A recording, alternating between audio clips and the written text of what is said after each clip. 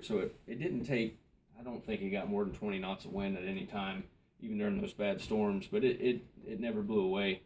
And for the actual, the covering, I stapled it to the backside, and then I just took a 1x1 that was 12 feet long and stapled to the other side so I could pick it up and down when I wanted to work in there or harvest or plant.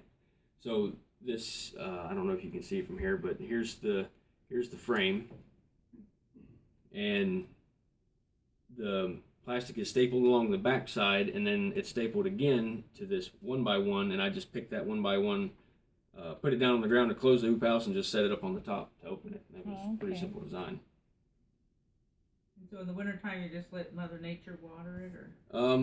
I started to, but compost, if it gets too much water, it'll wash it out. It'll cool it down, and it won't work anymore.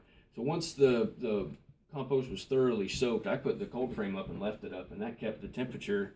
I had a thermometer in there. It kept it about 40 degrees on a mostly cloudy day. Because once that soil warms up, it'll stay warm even when the outside air is colder.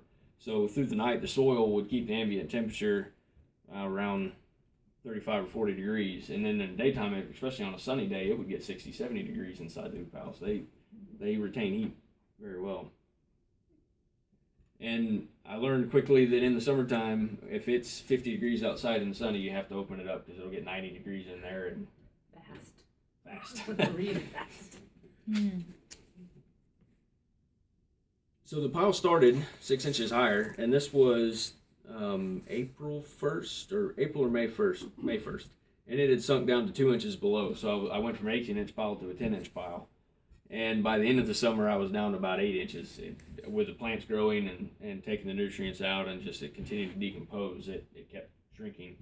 In the past, for raised beds, I would, after that layer had shrunk, instead of tilling it up, I would just add more compost and another layer of mulch to fill it back up, that same green and bound layer, and then I would plant a cover crop on it. I'd always tried, so once the bed was established, tried to never let the ground be fallow for more than 2 weeks.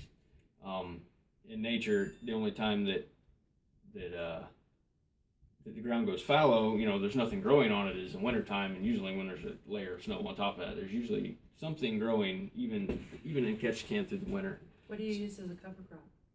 For this one, I used winter wheat and some collards. I'm a big fan of collard greens, and Georgia collards will grow all winter here in a cold frame.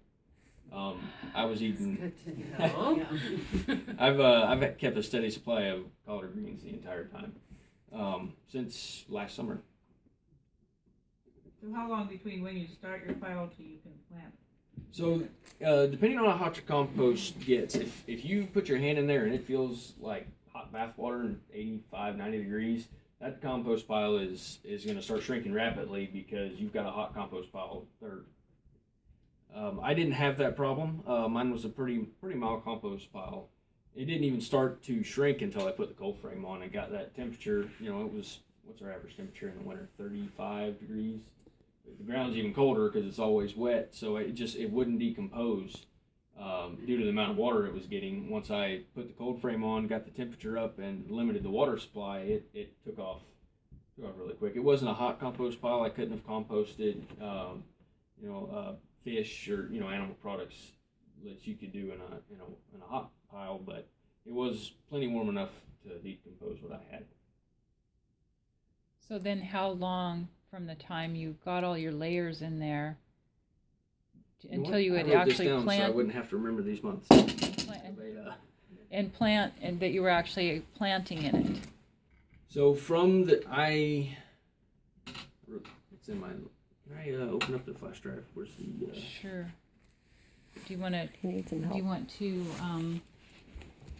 just shrunk from 18 inches to 10